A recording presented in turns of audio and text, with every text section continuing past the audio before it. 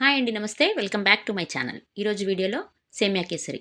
ఇన్స్టెంట్గా స్వీట్ తినాలనిపించినా, ఏదైనా ప్రసాదం చేయాలనుకున్నా కూడా చాలా ఈజీగా అప్పటికప్పుడు ప్రిపేర్ చేసుకోవచ్చు. సేమియా పొడి పొడిలాడుతూ ఒకదానికొకటి అతుక్కోకుండా పర్ఫెక్ట్గా కుక్ అయ్యేలా ఎలా ప్రిపేర్ చేయాలో చూద్దాం. ముందుగా స్టవ్ మీద కడాయిని పెట్టుకొని 2 టేబుల్ స్పూన్ల వరకు నెయ్యిని యాడ్ చేసుకోండి. నెయ్యి హీట్ అయిన తర్వాత డ్రై ఫ్రూట్స్ని ఫ్రై చేసుకోవాలి. జీడిపప్పు అలాగే కొద్దిగా కిస్మిస్ని వేసి కలర్ చేంజ్ అయ్యేంత వరకు వేయించుకొని ఒక ప్లేట్లోకి తీసుకోండి. ఇప్పుడు అదే ప్యాన్లోకి 1 కప్పు వరకు సేమియాని యాడ్ చేసుకోండి. నేను ఇక్కడ పచ్చి సేమియాని తీసుకున్నానండి. మీరు ఆల్రెడీ రోస్టెడ్ సేమియాని తీసుకున్నట్లయితే తిరిగి మరలా దాన్ని ఫ్రై చేయాల్సిన అవసరం లేదు. స్టవ్ని సిమ్లో ఉంచుకొని దగ్గరుండి కలుపుతూ సేమియా మొత్తం ఈవెన్గా ఇలా కలర్ చేంజ్ అయ్యేంత వరకు ఫ్రై చేసుకోవాలి. ఇలా గోల్డెన్ కలర్ చేంజ్ అయ్యేంత వరకు ఫ్రై చేసుకొని ఈ సేమియాని కూడా ఒక ప్లేట్లోకి తీసుకోండి.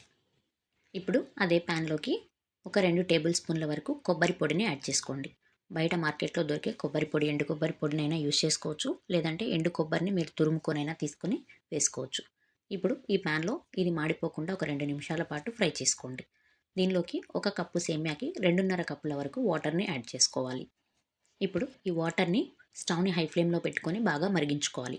వాటర్ బాగా బబుల్స్ వచ్చి రోల్ బాయిల్ అయ్యేంత వరకు మరిగించుకోవాలి.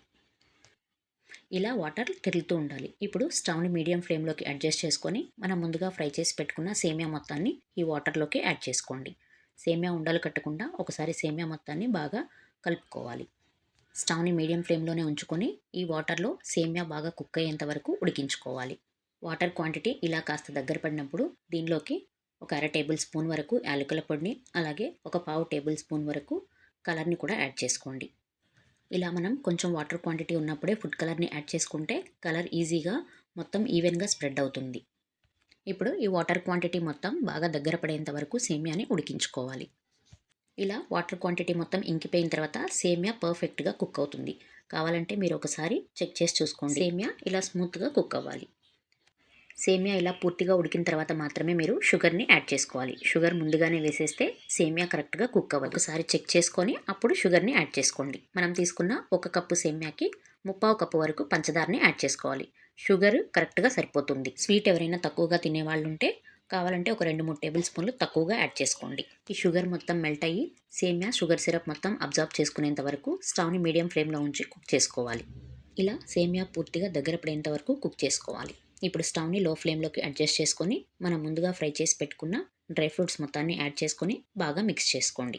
అంతేనండి, టేస్టీగా ఉండే సేమియా కేసరి రెడీ అయిపోయింది. చాలా ఈజీగా అప్పటికప్పుడు 5 మినిట్స్లో రెడీ చేసుకోవచ్చు. ఇలా కొబ్బరి పొడిని వేసి చేయడం వలన కూడా సేమియా కేసరి టేస్ట్ మరింత టేస్టీగా ఉంటుంది. నెక్స్ట్ టైం మీ ఇంట్లో ప్రిపేర్ చేసేటప్పుడు సేమ్ ఇదే ప్రాసెస్లో ట్రై చేసి ఈ టేస్ట్ మీకు ఎలా అనిపించిందో నాకు కామెంట్ చేసి చెప్పండి. వీడియో నచ్చినట్టయితే తప్పకుండా లైక్ చేయండి. మరిన్ని మంచి రెసిపీస్ కోసం మన ఛానల్ని సబ్స్క్రైబ్ చేసుకోండి. Thank you for watching.